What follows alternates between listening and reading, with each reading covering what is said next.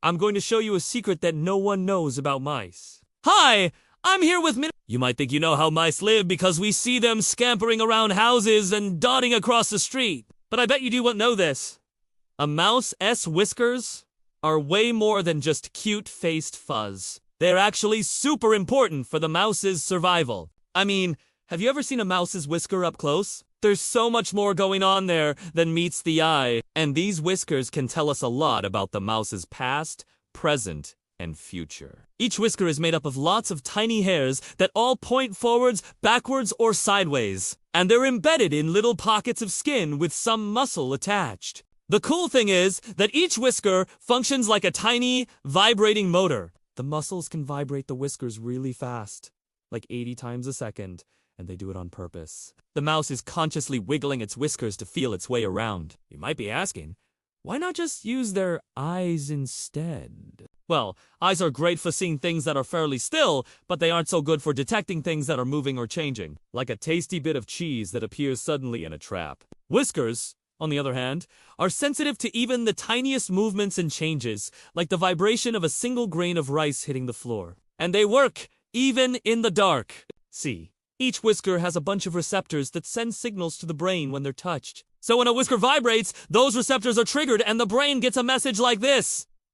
Something is moving to my left, 3 whisker lengths away, and heading downwards. With that info, the mouse can decide whether or not to go investigate with its eyes. But there's even more to these vibrating sensors. When a mouse vibrates its whiskers, the receptors in the whisker follicles also send messages to the brainstem, which then relays them to the cerebellum. This part of the brain is in charge of coordinating movement, so that the mouse can map out its space. In other words, the mouse feels its environment with its whiskers, and then uses that info to move through it. And each time a mouse vibrates its whiskers, it's also listening with its whisker. That is, the vibrations also create sounds that the mouse can hear. And it can use those sounds to figure out a lot of things about an object, like whether it's hollow or solid, big or small, rough or smooth.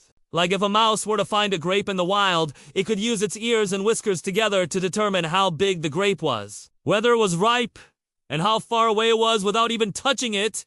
And it would only take a few seconds. And yes, we humans can train mice to do all sorts of neat tricks, like running mazes, finding hidden objects, even helping us find landmines. But if you want to get a mouse to do something new, you have to vibrate your whiskers just right. Every species of mammal has whiskers, and they all vibrate them at different frequencies. For example, cat whiskers vibrate at 40 Hz, mouse whiskers at 80, and we can train mice to respond to different frequencies by rewarding them with cheese when they do what we want them to do. Eventually, they'll learn to associate a certain whisker vibration with a certain task. And since they can hear the vibrations as well as feel them, they're super easy to train. And we're just beginning to understand how mammals use their whiskers to explore their world. It turns out that the way whiskers work is a lot like the way we humans explore our world through touch. We each have thousands of receptors in our fingers that send signals to the brain when we touch something. And just like a mouse, we can use those signals to build a map of our surroundings in our heads. In fact, scientists think that our sense of touch and a mouse's whisker sense may have evolved from the same ancestral system. So, the next time you see a mouse, remember that it's using its whiskers to explore its world in ways that we only beginning to understand. Speaking of only beginning to understand, there's so much of the internet that we humans have only begun to explore. Thanks for watching this episode of Minute Earth. And thanks especially to our supporters who make it possible for us to keep making these videos. And you can help us keep making them too!